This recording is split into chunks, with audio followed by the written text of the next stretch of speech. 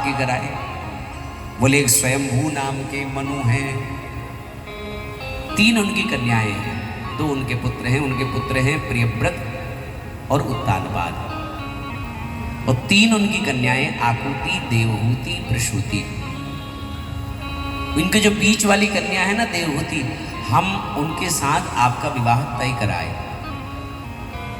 और तुम मना कर रहे हो। कर्दम ऋषि ने कहा वैसे तो हमारे विवाह करने की इच्छा है नहीं, अब चलो आप तय कराए तो कर ही लेते हैं।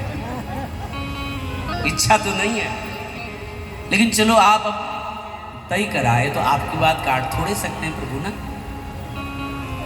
लेकिन हमारी शर्त है प्रभु। क्या शर्त है?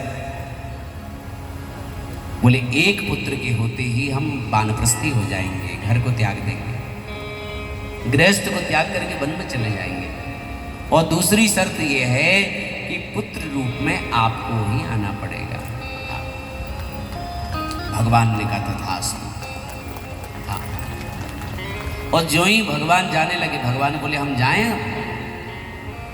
कर्दम ऋषि चरणों में शीश रख के रोने लगे, प्रभु आपसे झूठ बोला, ये तब तो मैंने विवाह के लिए किया था, परंतु आपकी झांकी को देखने के बाद अब मेरी वो वासना मर गई। भगवान ने कहा ब्याह तो अब तुमको करना ही पड़ेगा। तो ऋषि कर्दम ने स्वीकृति दी है। स्वयंभू मनु की कन्या देवहूति के संग इनका विवाह हुआ। देवहूति ऐसी राजकुमारी है जिसने जमीन पर पैर भी रखा, पैर रखते ही 10 दास दासियां एकदम खड़े हो जाते हैं सम्मान में। खूब नौकर चाकर हैं, खूब दास दासी है, लेकिन विवाह हुआ एक ऐसे पुरुष से जिसके न रहने का ठिकाना, न खाने का, न पहनने का। महलों से निकल करके सीधे झोपड़ी में, कुटिया में। और जैसी कर्दम ऋषि की कुटिया में आई है देवहूति, अच्छा दरवाजे में जो घर है, कुटिया है ना, उसमें दरवाजा ही नहीं है, ऐसी कुटिया। चलो देवी प्रवेश करो, दाहिना चरण भीतर रखो। और जैसे ही प्रवेश करने लगी देवहूति तो एकदम डर गई।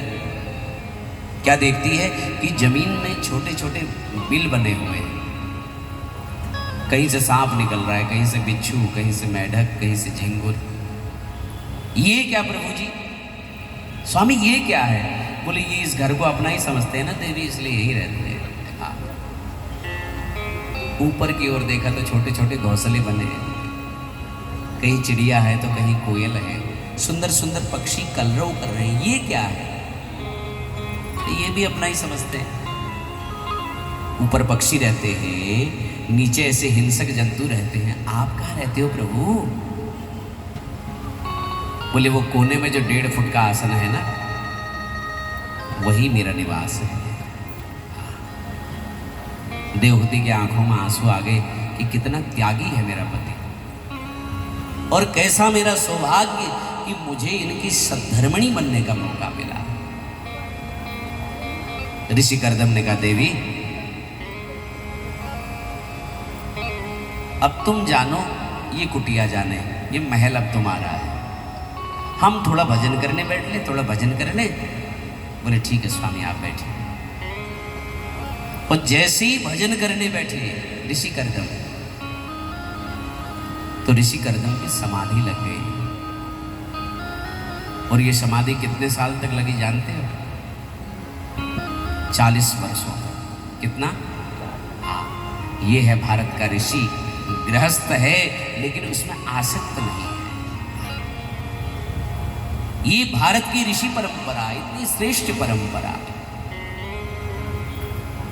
और ये आपको सनातन में ही मिलेगा महाराज। वरना ऐसे ऐसे धर्म हैं कि अपनी बेटी से ही ब्याह कर लेते हैं। हाँ ऐसे भी धर्म है महाराज।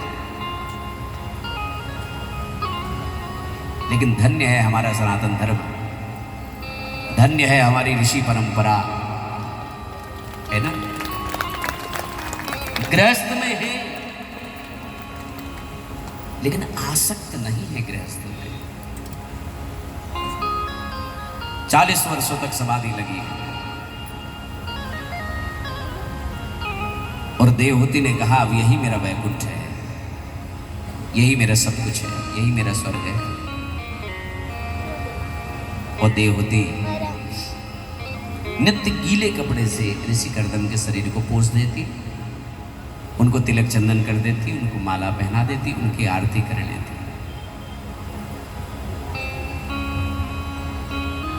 और भोजन क्या करती? बोले महाराज कभी फल तोड़ करके खा लेती, कभी सूखे पत्ते खा लेती। ये सूखे पत्ते खा खा करके देवहूति ने अपने जीवन के 40 वसंत पार कर लिए,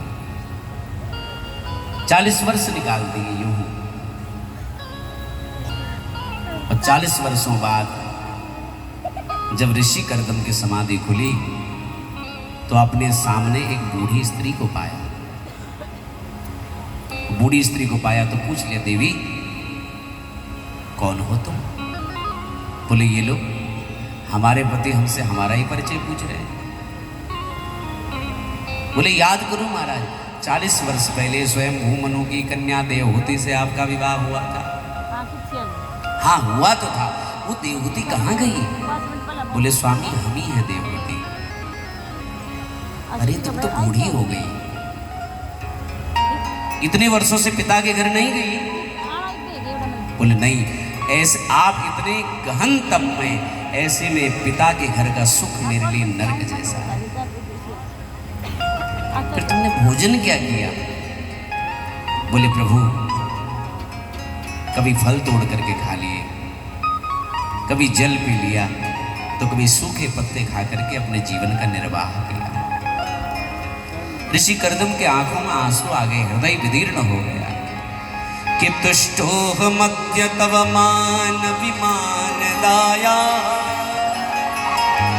शुश्रूषया परमया परया च भक्त्या।